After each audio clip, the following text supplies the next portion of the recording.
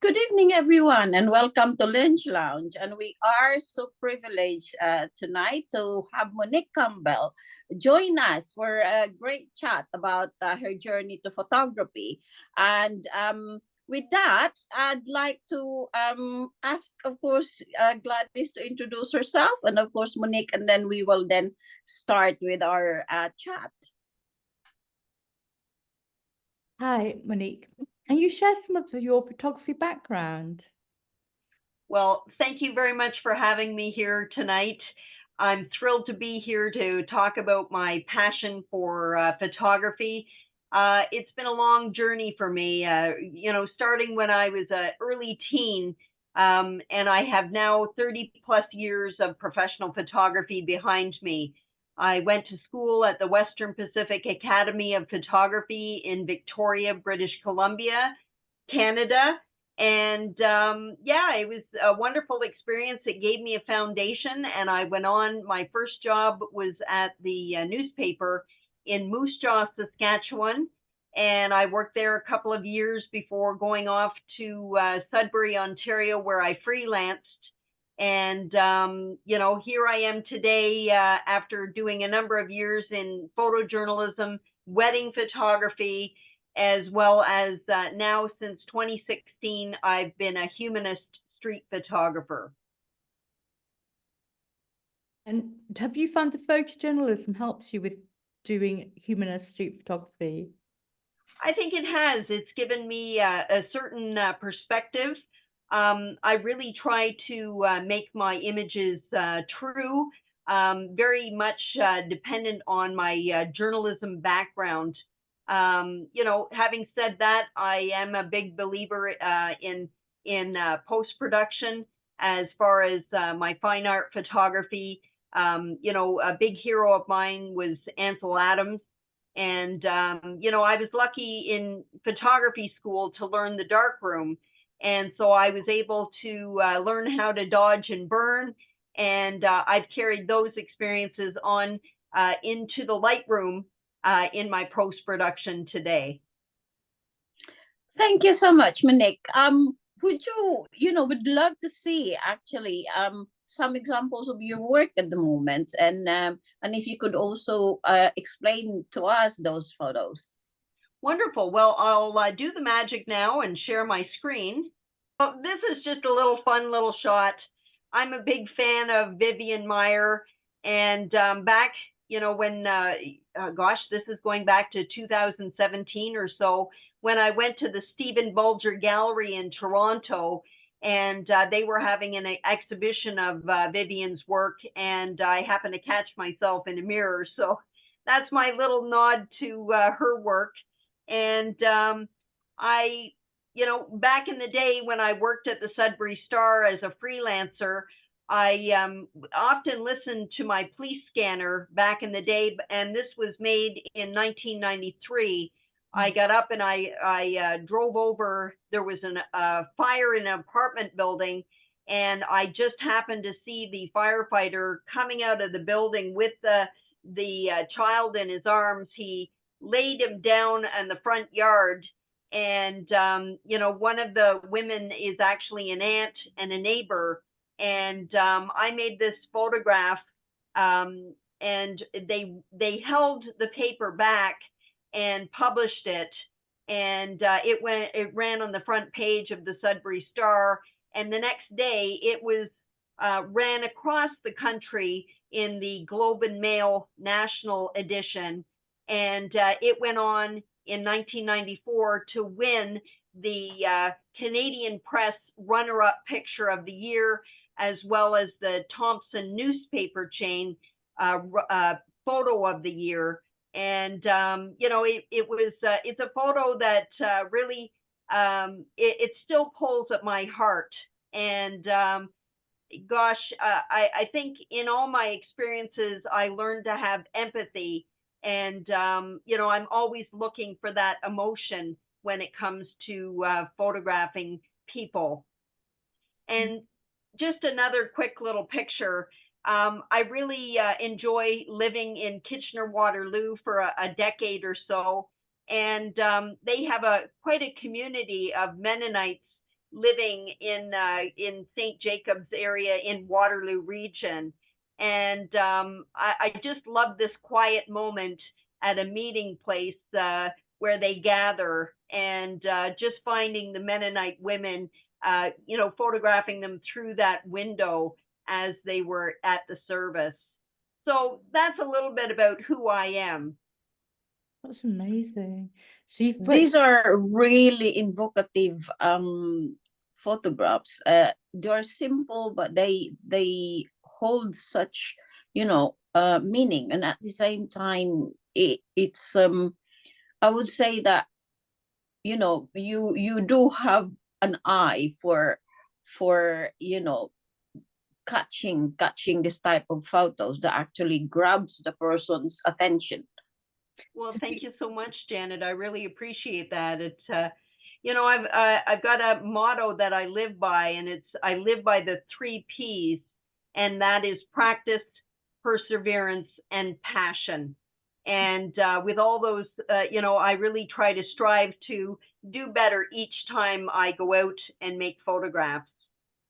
I love the fact that you've got the simplicity of the background, and then it's just that touch of the hat. I think it's just, you can see that you're a photojournalist. It's just incredible. The black and white's very strong. Both of them are extremely strong. Definitely. I love it. Really do. So how long when you've done like photojournalism, how long have you been working as a photojournalist? I only ended up probably from 1992 to about 1995. Like I say, my first couple of years, I was a staff photographer at the Moose Jaw Times Herald, and then I moved back to Northern Ontario, and then I started to freelance. So I was chasing fire trucks and ambulances and anything that I could as a freelancer up in Sudbury. And then I moved down to Kitchener-Waterloo. I couldn't break into the union, which was at the newspaper at the Kitchener-Waterloo Record.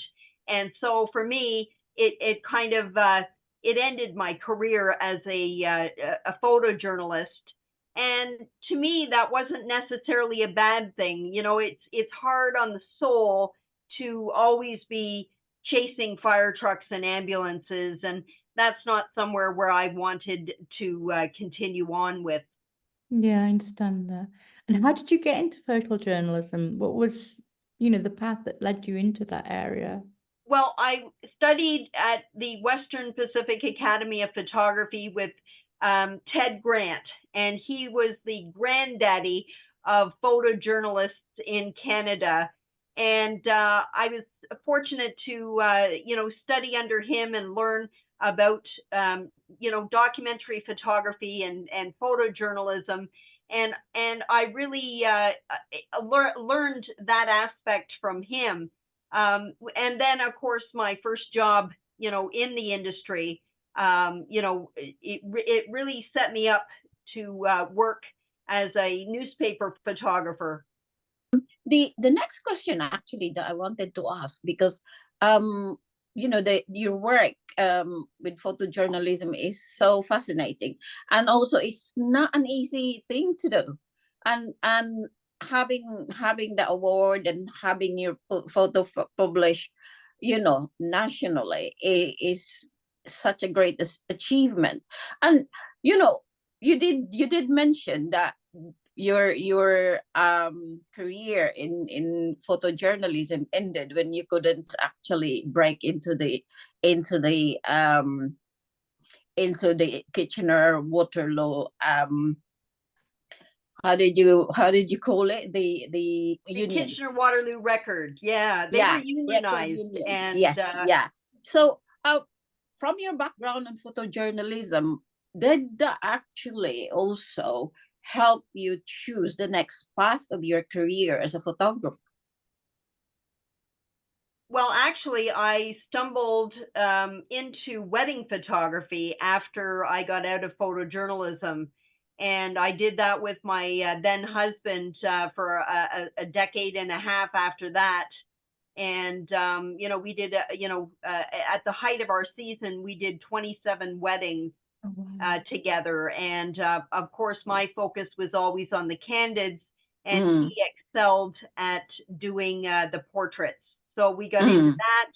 And then when everybody and their friend and their uncle were taking wedding pictures, we also started a photo booth business that he developed.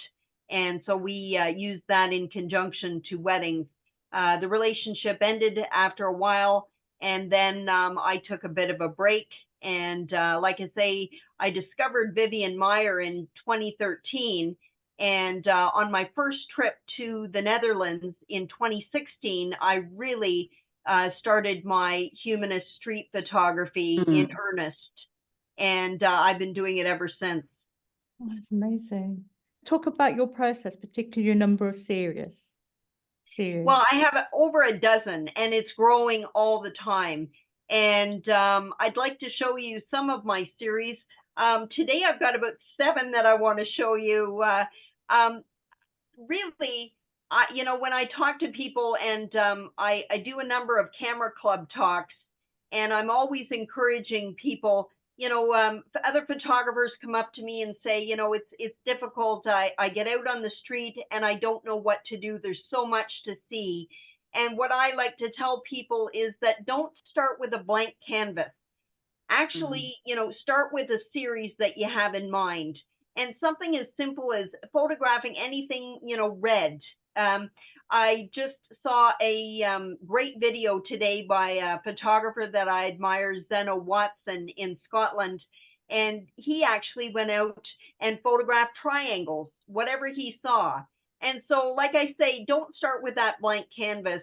Rather, start with a series. I photograph everything that I see, but I keep these series in the back of my mind, and it allows me something to focus on. I'm going to just share my screen again. And my first actual series that I started off with was on laundry. And here I found some Mennonite dresses out in Waterloo region. And I was so excited to photograph these because normally the Mennonite women actually turn their clothes inside out to make sure that the sun doesn't, you know, bleach the colors from the dresses. And so I was pretty excited when I found this scene with their Mennonite dresses. And yeah, it's one of my favorites from the series out in that region. And I think it speaks of their culture without actually showing them. Another one that I have is this one. You know, again, with the white sheets and white laundry, it was wash day out in Mennonite region. And I just feel that you can almost feel that wind blowing through the laundry. Yeah, you can, definitely. That's powerful.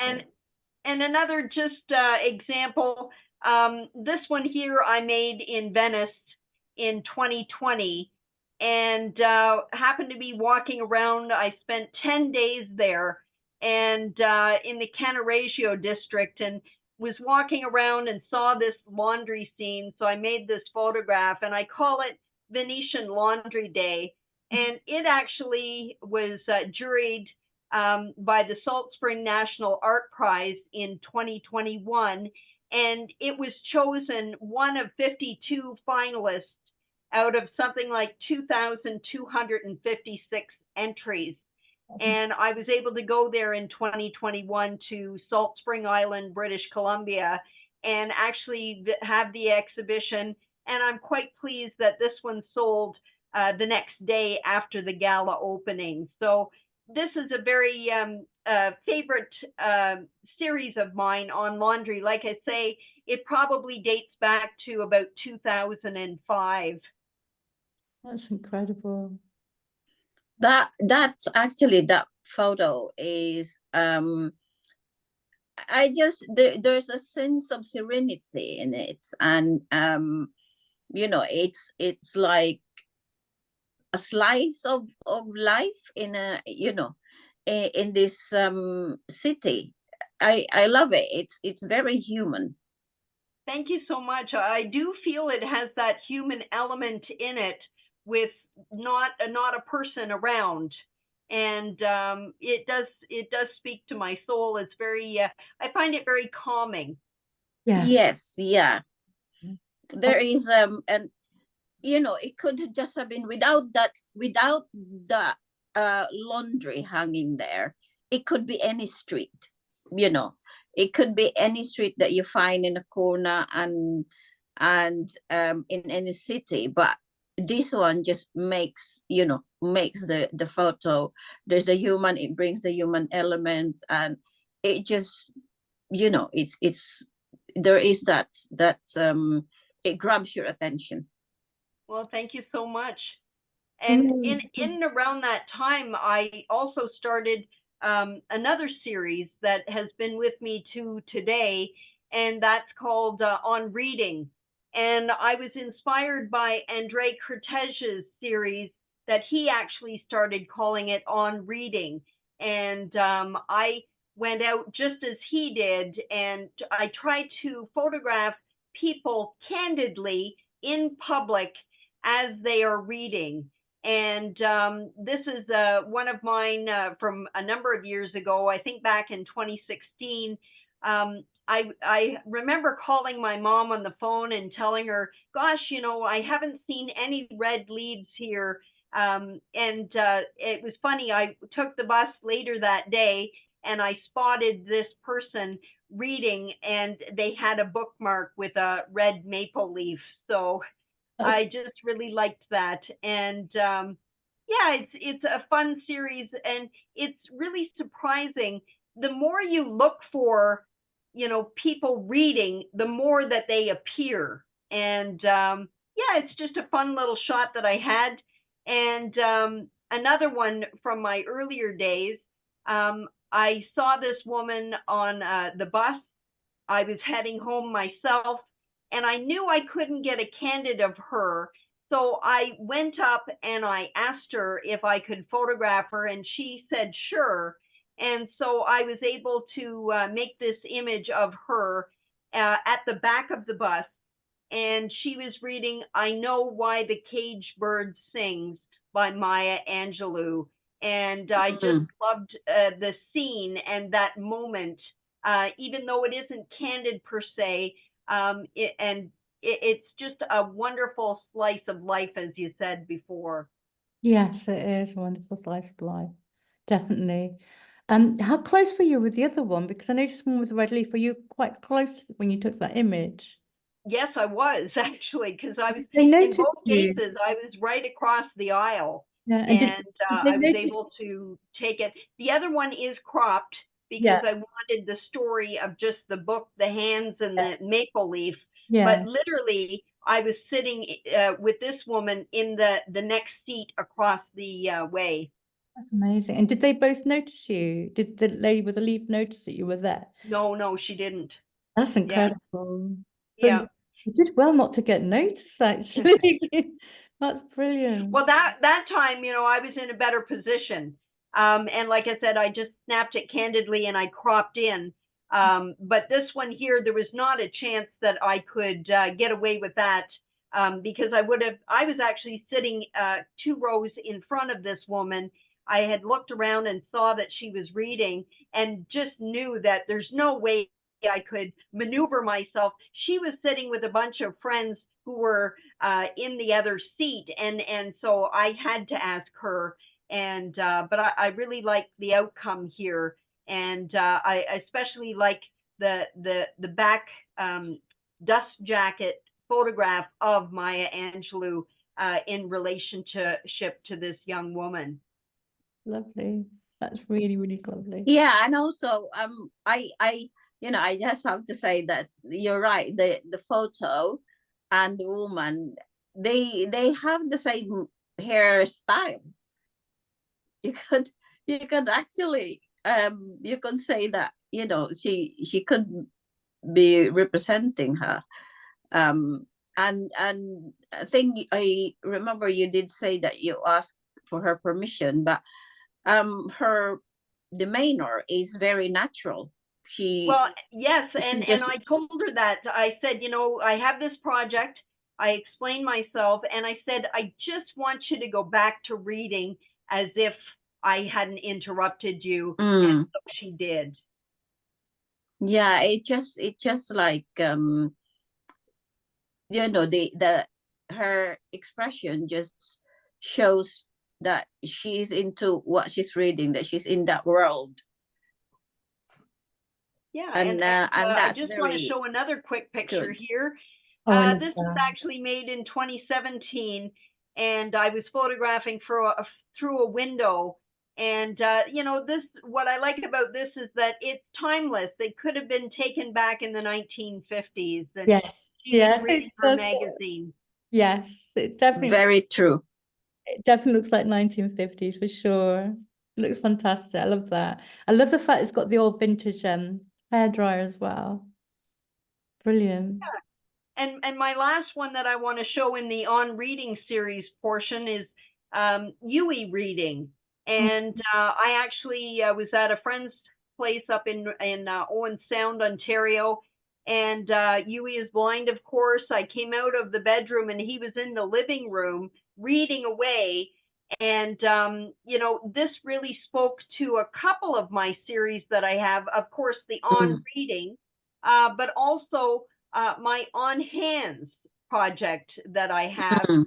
And so this was just a, you know, memorable moment of him reading. And I really think that it speaks volumes of his character and, you know, just with his hands and the story that's being told in his hands and the Braille book.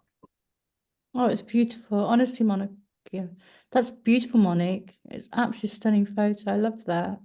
It's very personal as well. Thank you. Really. And so carrying on with my other series of on hands, this is one of my first photographs that I had made while I was in Amsterdam. And again, it was on a trolley heading around town in Amsterdam. And I just saw this person's hands on their purse. And across the aisle, and I made that photograph of them. And I just loved how the intertwining of the fingers. Yeah, yes, definitely. I just love the fact that you show all the wrinkle, you know what I mean?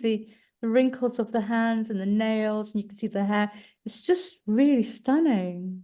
Yeah, and this one here, I just happened to be in Porto, Portugal, and I saw this fellow, and I stopped him. I knew I couldn't get a candid shot again.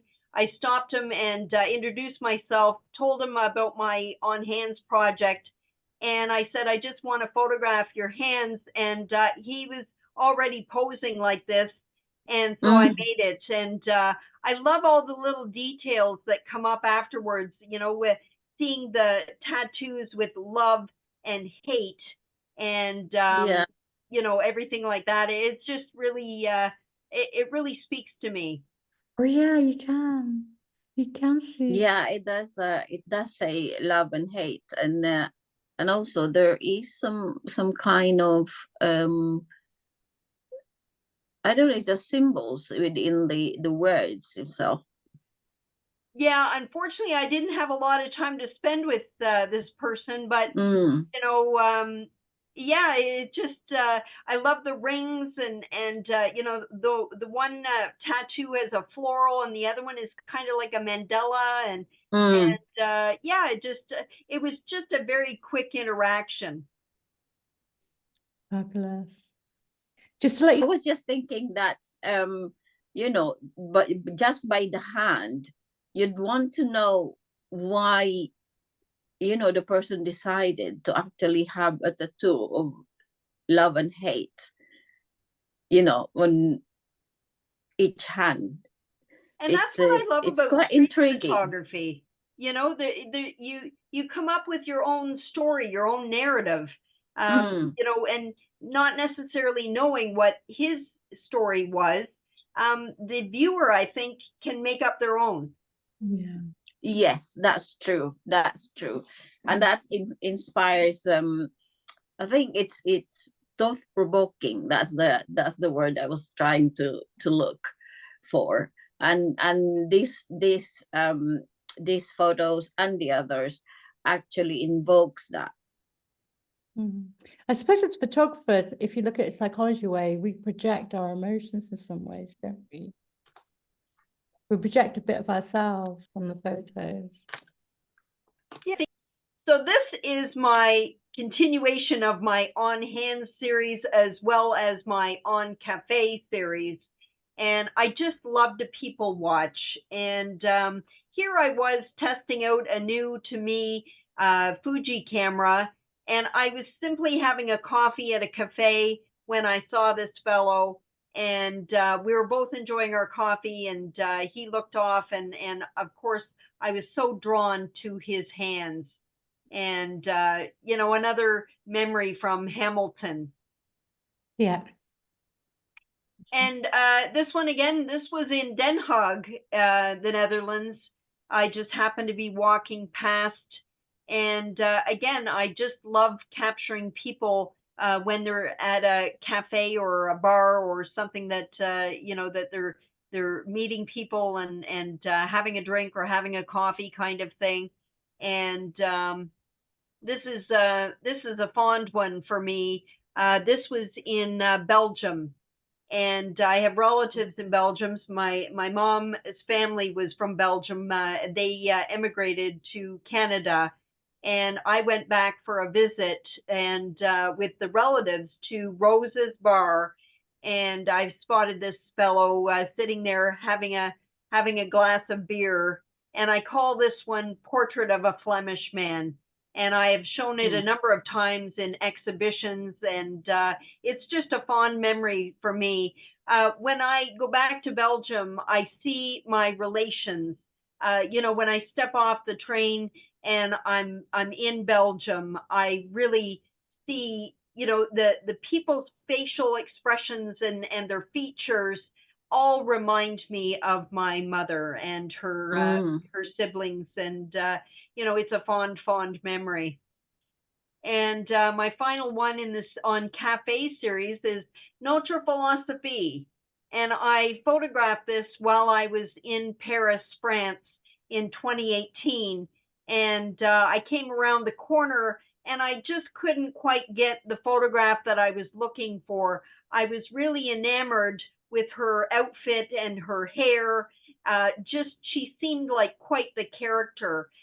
So I crossed the street and I looked back at her and I waited for that moment where she brought her latte cup up to her face and was able to photograph her. And like I say, I just love this cafe series.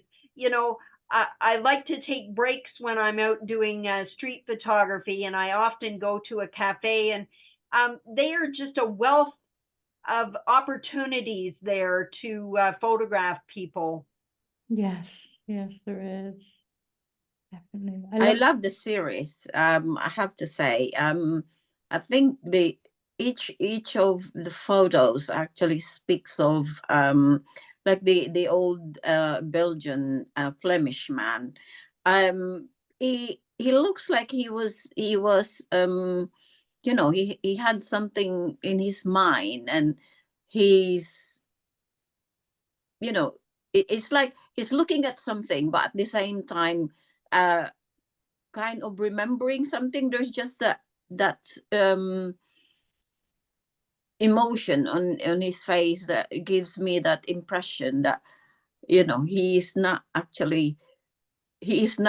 present in that cafe, his mind, but thinking about something else that, you know, that invoke that emotion on his face. And it's interesting that you say that, because years later, I asked my second cousin, and I talked to her and I said, you know, that gentleman, and do you know anything about him? And he was a regular in Rose's Bar. And she said that his wife had passed away just a few years earlier. So he still came to Rose's Bar and met up with the locals, and, you know, his contemporaries, and you know, I like to think that maybe he's thinking of her. Yeah, and I do agree with you. I think memories and you know the being in a place that reminds you of someone that you love and value and had a had part of a life that is no longer there. It's I love it. I love this photo. Also Thank you so much. the lady with the hair. I Yes. just that is just I actually found that quite fun. It's a fun photo, but it's because just a sliver of her eye is actually right at the corner, and it's kind of saying that for me it's like she noticed you taking the photo, but then it's kind of sneakily looking. I like that. I like to think that that's what happened, but it could be very different.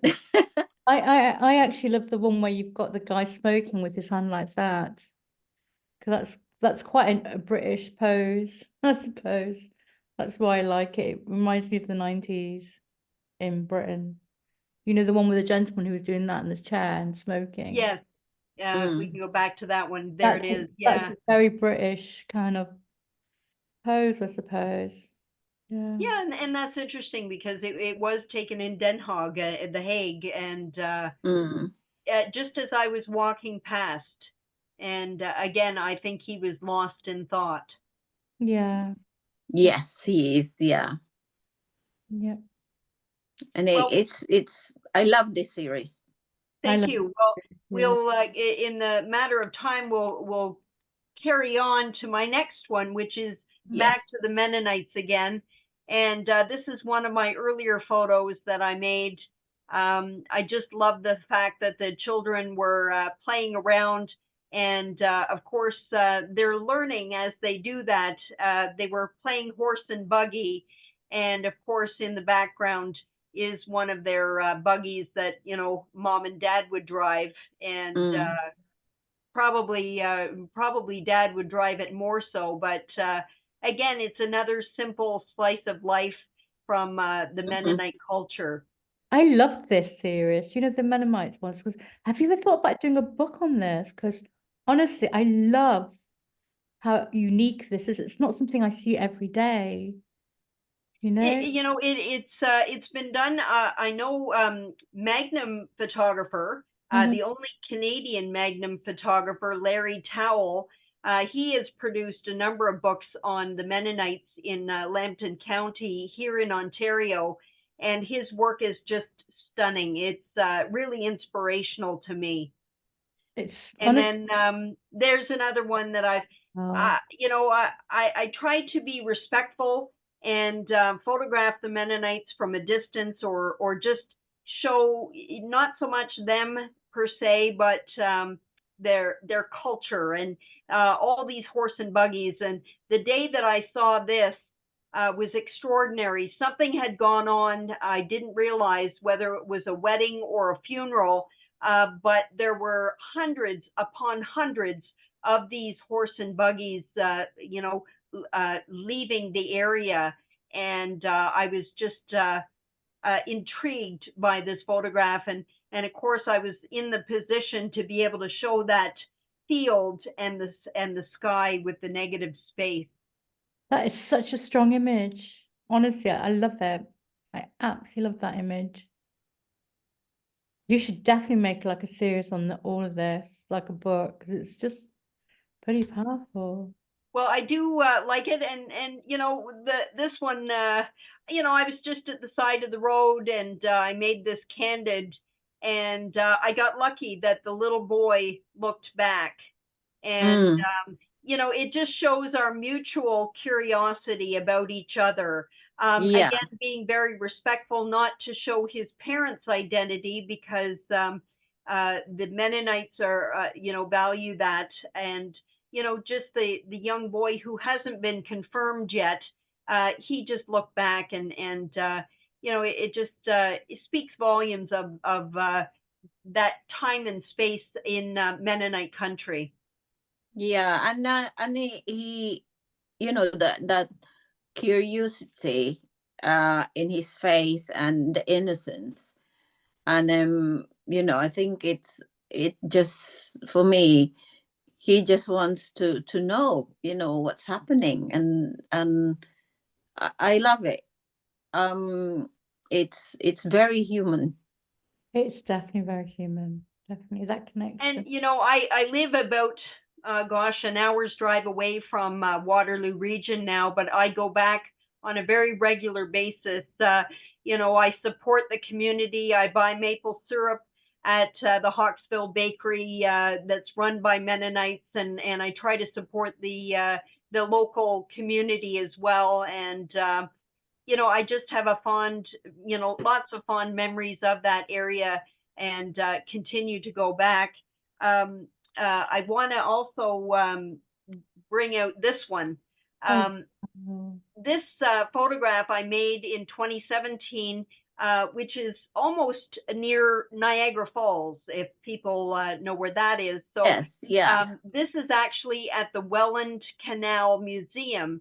And I went in and I saw this family congregating around one of the exhibitions, and I realized I probably wouldn't get an inconspicuous, candid photograph of them. So I put my camera equipment away. I enjoyed all of the exhibitions at the museum, and then I went outside to the canal, and there they were. And all the young women were looking out as a ship was coming through the canal lock, and the little boy that was with them couldn't see between their skirts. And so he was looking off. He was probably bored to tears. And this photograph was actually juried by the Salon des Beaux-Arts in Paris, France in 2018. And it went on to show at the Carousel du Louvre and in 2018. And it's even though it was in the basement of the Louvre, I can still say that I've been at the Louvre. Yes. I went in 2018 to exhibit there, and I was able to photograph on the streets in the shadows of Henri Cartier-Bresson and Robert Doisneau and André Cortège and all the greats. And it was just a thrilling time in my life. That's incredible. That's absolutely incredible. Again, I love that image. It's beautiful. Absolutely stunning. Really stunning. Thank you so much. It just the boy actually looks a bit distressed. I think he doesn't want to be there. That's why I get from his expression. But I love it. I love how everybody can have their own story when they look at these images, Yeah. And maybe he was looking for the menfolk, yes. or his father, and he couldn't see what was going on with the ship coming through. And like I say, he was probably looking around for something more interesting. And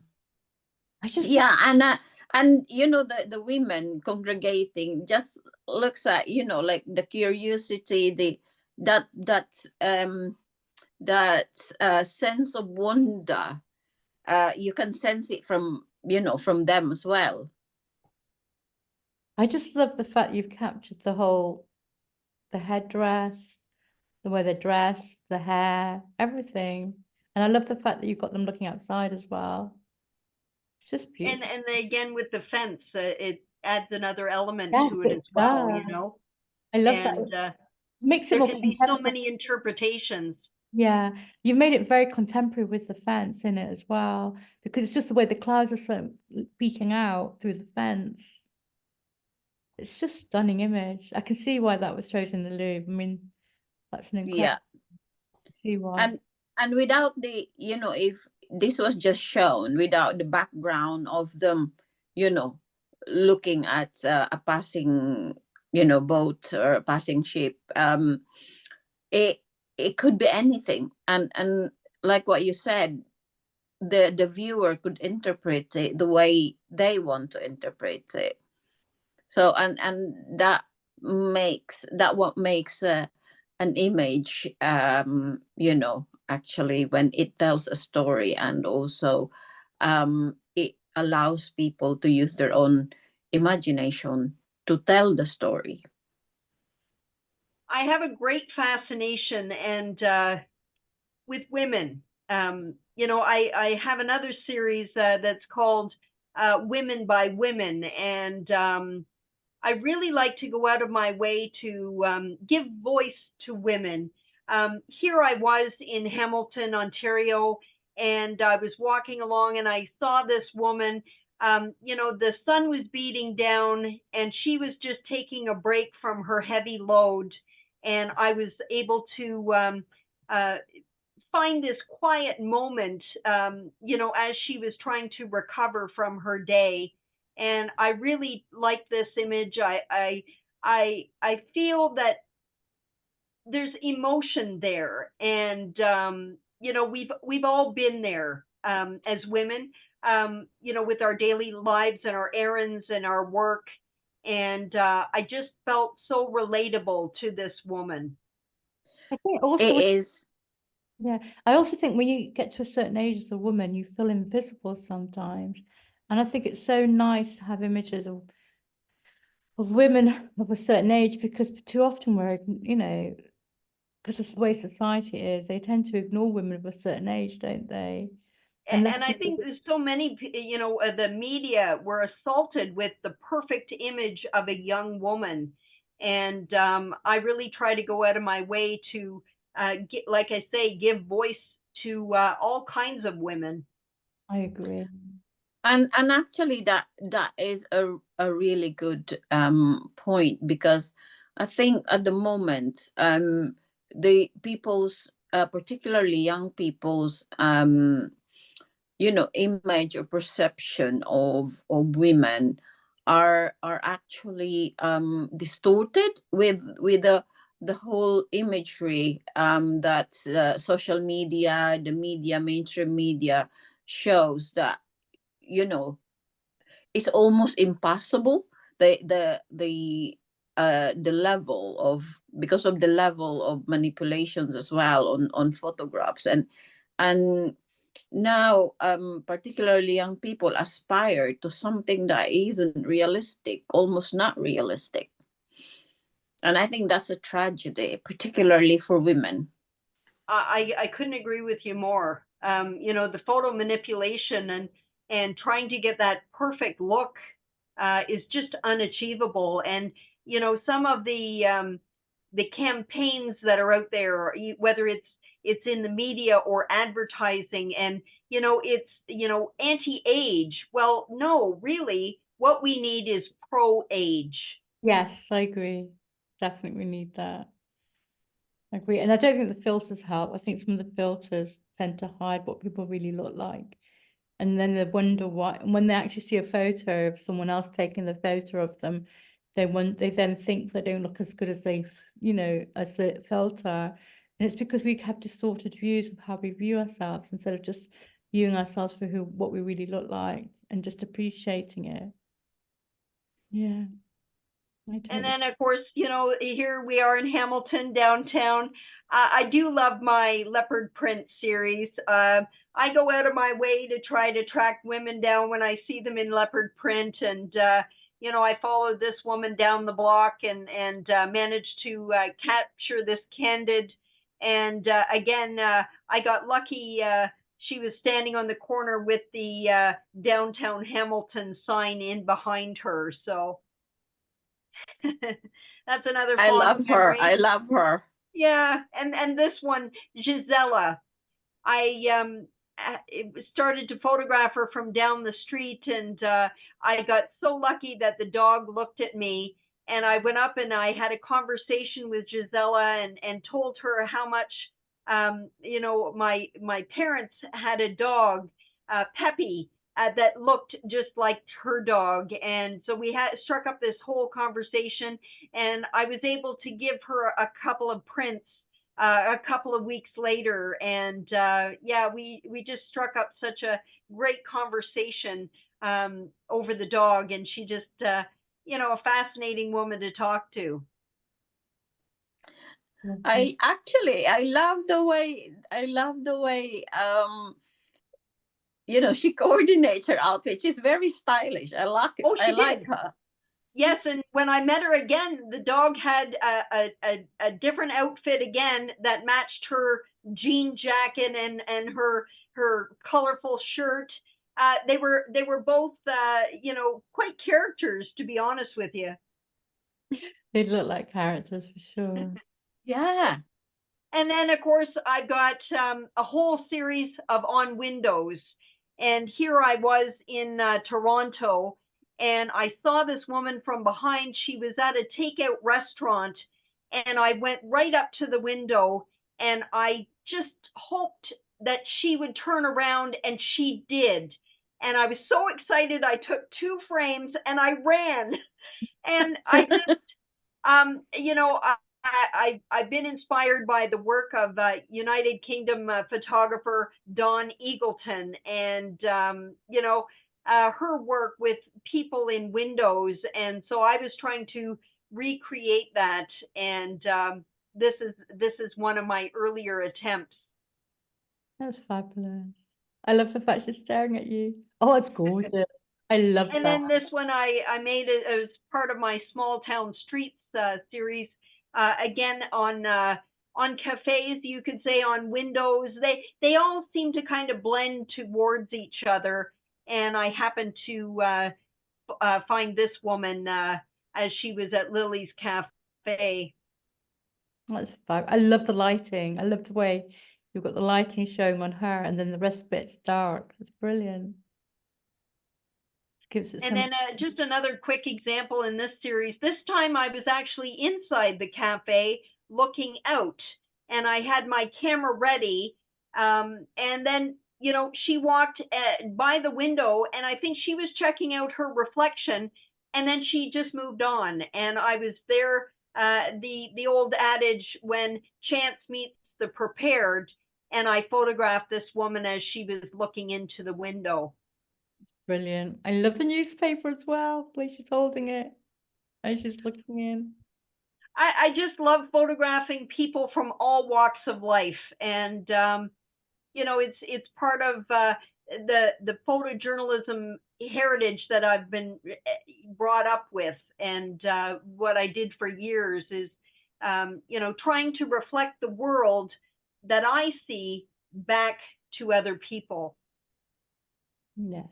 And it works, and you, like what I said earlier, you have the eye for a shot, and also you're not afraid to go for it, and it's really, really good. I love the whole series. Thank you so much. I love the whole series as well too. Brilliant. Really, really good. And so that concludes my on series. I did create a book in 2020 called that, where I showed 10 of my favorite series in a book. I self-published it through Blurb, and was able to make that book. And I was so excited because I was able to actually use an ISBN number. And as somebody who has worked at a bookstore, it was quite thrilling to actually have that identification number on the back of the book. Brilliant. So was that the book that you showed us earlier? Yes. Fabulous. That's brilliant. Is the book actually out for sale, or Not really. Back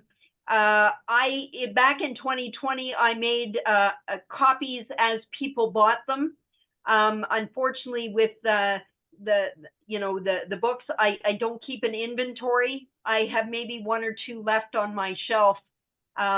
It's been a learning process, particularly self-publishing.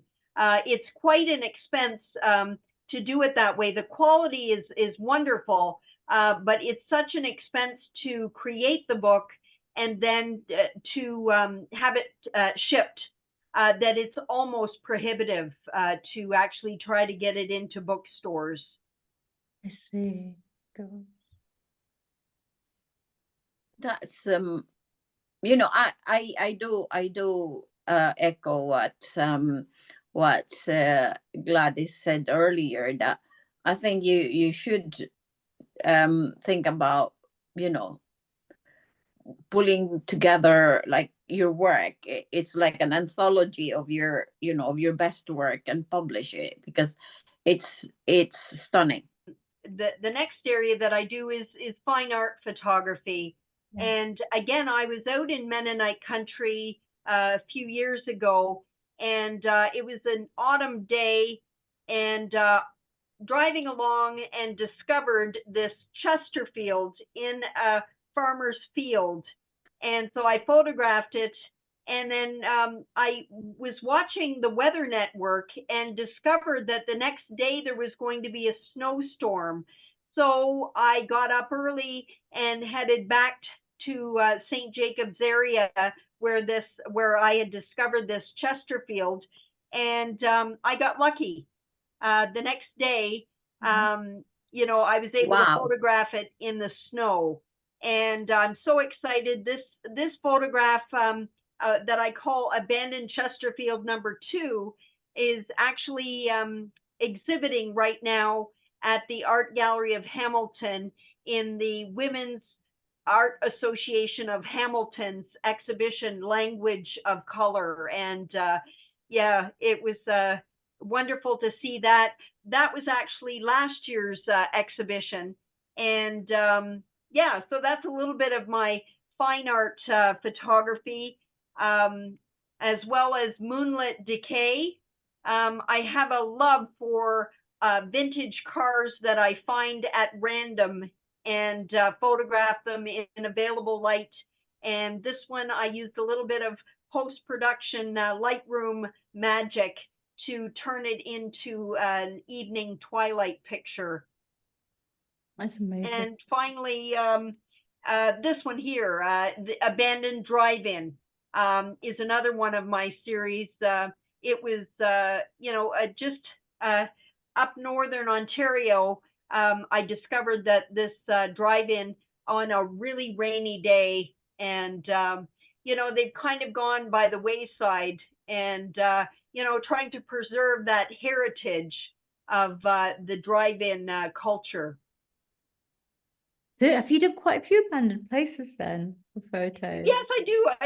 Again, not officially, one of my series, but I guess you could call it that as well. I do like abandoned places and things, and that passage of time. Yes. And majority of this as well, these remnants of the past, as we say, tells a story, and also it's kind of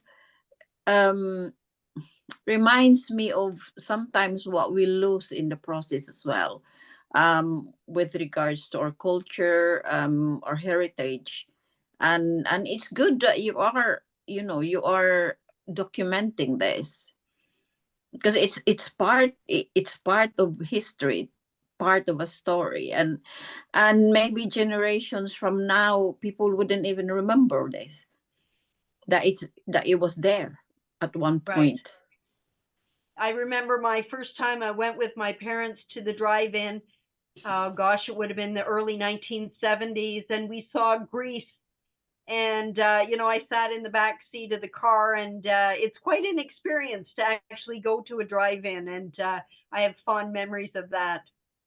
To inspiring people, we'd also like to know who actually inspired you in your photography. Are there people that's you particularly follow or admire, that influence your journey as well as a photographer? Well, I'm a big believer in getting inspiration from other photographers. And I know some photographers say, I don't want to be influenced, and they go out of their way not to look at other photographers' work. But I wholeheartedly believe in studying the masters. And I just discovered a new photographer yesterday that she unfortunately passed away in 2021. Her name is Sabine Weiss. And I'm just so thrilled to find her work. And I've already got a book on the way of her work in Paris and France. I'm so excited. I love looking at the work of masters as well as contemporary photographers. And I just quickly pulled together this list from Canada, the UK, Scotland, Zagreb, and New York City. And all of these photographers really inspire me. I welcome you to take a screenshot of it and take a look at these photographers. Sherry Burnett is from Montreal. She photographs a lot of night scenes. Just so many people. Dominique Perron, the third one down there, she's also from Montreal. I have great respect for her work. Nance Fleming is from Toronto. Catherine Takpani is an urban Inuk that photographs, and she has a message with her photograph, and she really strives to show contemporary photographs from her culture. As well, I mentioned earlier Dawn Eagleton out of the UK, as well as Denise that goes under the moniker Blindy on Instagram. There's Ruth Taughtanation, and I discovered her work last year, and she's done a couple of projects, 900 yards, where she photographs people that are 900 yards away from her home, as well as during COVID, she photographed her father and his friend at a retirement home. And such great work coming out of all these women in the UK that you're probably familiar with. In Scotland, there's Dylan Lombard. He's a photography student that I found, and is just a breath of fresh air to see some of his work that's being done in Glasgow, as well as Simon Murphy. A big winner at the let me get this right, the Portrait of Britain. And Zeno Watson. I love to watch Zeno's YouTube videos. I learned so much from him as he's out on the street with his camera. Of course, there's Mary, with her work. Don't Smile, New York City. Amy Horowitz is, I just love her work. And, she really inspires me to make more portraits when I'm out on the streets, as well as Lycrafo. Marie Jean is just a breath of fresh air, like I see out of New York City. And, there's so many that I could mention. And that's just a really quick rundown, I've been to Simon Murphy's exhibition, and it was amazing. You'd have loved it, Monique. You'd have absolutely loved it. His work is just incredible. When you see it in full size, it's just fantastic. And actually, he had a picture of Dylan in his exhibition. Yes, he did, and I was so proud of both of them. And just some great work. And like I say, I pick little things from each one of them. I'm just get so inspired, and I do my best to support photographers, and it's just a wonderful thing. Instagram is a lot of things, and don't get me started on the algorithms, but what it does for me is that I can build a community. And I love that so much, and being able to connect, especially with women street photographers, is so powerful.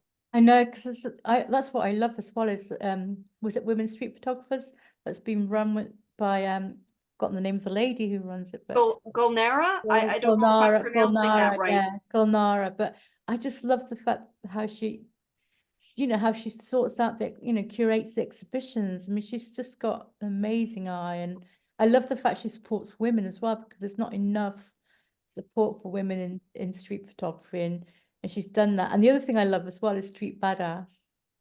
Yes, I love Street Badass. It's just such a great community, and people are so supportive, and I love Danny and Todd. I think they're brilliant. Both of them are. And Well, when we back in 2021, I discovered the work of Jane Gismondi, and I think it was through Street Badass way back then. And I reached out to her, and we started calling each other and talking to each other, and she really inspires me with her work. It's very different from mine in some cases, and yet so similar as well. And so we struck up this friendship.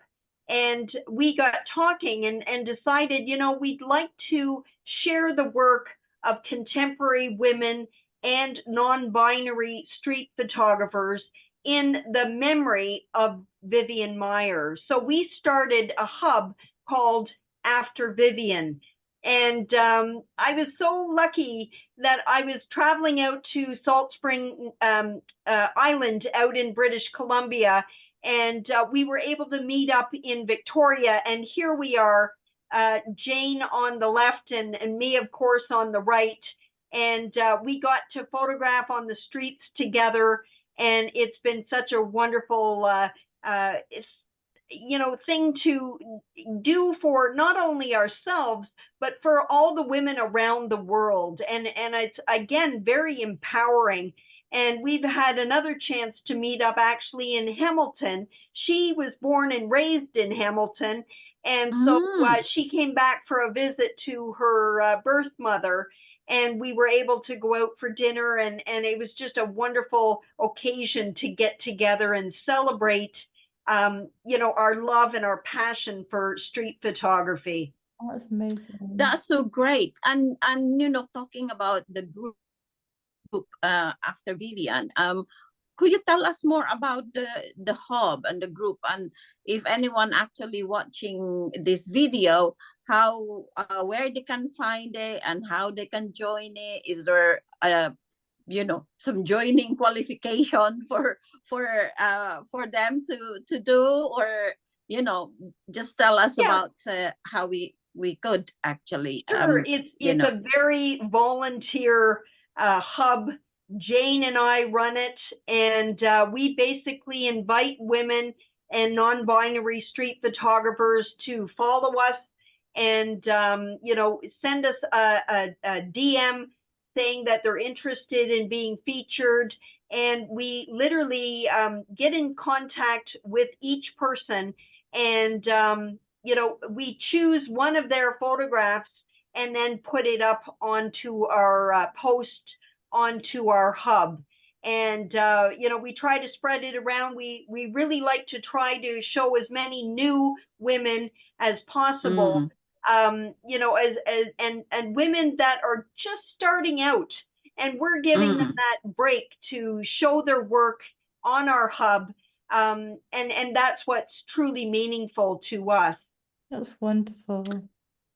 Thank you so much. And so if they wanted to message you, direct messages through the Instagram page. Yes, through Instagram on just simply @After Vivian. Yeah. Great, thank you. What exhibitions you've got coming up? Well, I'm just really thrilled to share with you. I'm currently in Contact Festival, which has been going for almost 30 years now. And I'm showing out at the Halton Hills region with the Contact Festival. And that was organized by Connie Munson, who is a friend of mine. And this juried exhibition shows photography as well as fine art. And this is one of my images that's going to be at the Melville White Church in Halton Hills. I call this one affectionately Havana Greeter. And it's one of my fond memories of walking around Havana a number of years ago and seeing this woman and photographing her as I was going by. When I got home to Hamilton, actually, I had posted it a year or two later, and somebody from Hamilton actually wrote me privately and said, I know that woman. I've got the same photograph of her. And so it was just a wonderful coincidence of daily life in Havana. And also with the Contact Festival, I'm showing this one of the little girl that I photographed in Europe. And, I'm excited to share this photograph. I really like the mysterious quality of it. And again, just that flash of a moment where I looked up and I saw the little girl in the window, and she was looking at me, and it's very reminiscent, almost like the Mennonite boy that I had photographed out in St. Jacob's country. And also, this image is going to go on to the +1 exhibition out near Halifax, Nova Scotia, at the Viewpoint Gallery out in Bedford, Nova Scotia, this August. I was invited by photographer Jane Oram, and together we're going to be showing our 2 photographs each through windows. And so this is one of my selections. And the last picture that I'll leave you with today is this image that I made in Lisbon, Portugal this past January. And again, that's going to be part of the +1 show. I'm really grateful. Already this year, I've either been in or coming up into something like 14 exhibitions. And I really like to try to get my work out into the world to be seen. I'm not selling much, but you know what? I'm having fun, and I'm getting my photographs out into the world. And, I always thought it was a shame that Vivian Mair never had that opportunity in her lifetime. And so I'm trying to do a little bit of that for her. Yeah, and the photos that you've just shown us deserves to be shown, deserves to be appreciated by a wider audience. And particularly that, that little girl peering, out of that window.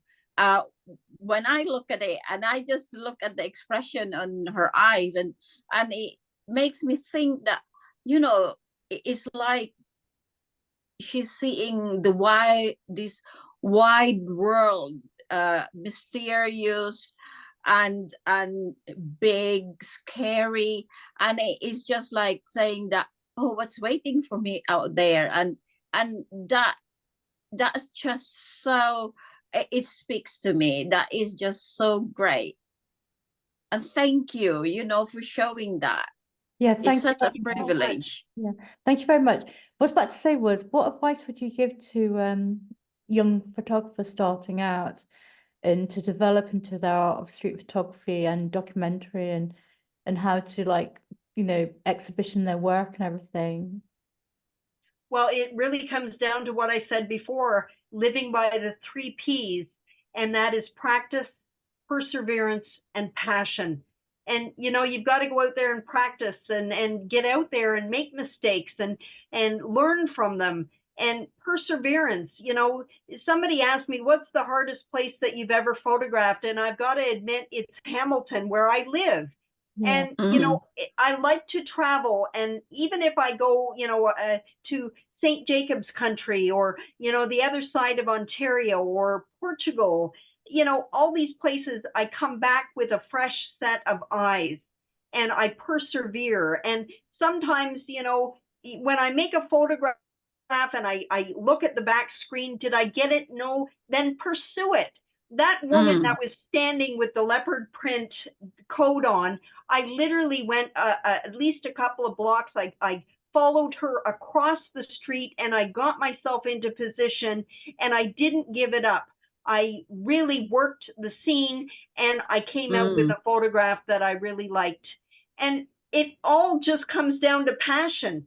No matter what genre of photography you're into, I just think it comes down to passion. I love what I do, and I hope it comes out in my work. It definitely does. It definitely does. It certainly does. It certainly does. And the 3 Ps is something that I agree with you about. And And I think, you know, the audience is watching, particularly those who are actually just starting in photography, if they follow those, I'm sure that, you know, in a few years' time, we will see, you know, them also blossoming. So thank you so much for, you know, for sharing with us your art. And it's been a privilege, and I've really enjoyed myself, and I hope you did as well. Yeah, it has been a privilege. And one final question I'm going to ask, well, two more questions I'm going to ask. What I was going to ask is, how did you get about with exhibitions? How did you approach galleries to exhibition your work? If you had to give young people advice and they've got a theme, they have a project, and they have a set of photos, how do they go about getting their photos into exhibitions and everything? Well, my very first solo exhibition was back in 1999, and I approached the library, the Kitchener Public Library, and I put together my show and was able to show it on the walls of the library. I fast forward to 2016, I approached the Hamilton Public Libraries, and my very first show here was on cats and my pet project, I called it, where I photographed random cats, you know, in driveways and in windows. And that's really how I got my start. I really recommend go to your local public library, see if they have programs where you can actually show your work. And it's a great opportunity to gain that experience. And from each of these, I went to coffee shops, and with each of these, I gained that valuable experience. And last year, I was in 17 juried exhibitions. I was only turned down by 2, and one of them was a major online exhibition with lots of competition.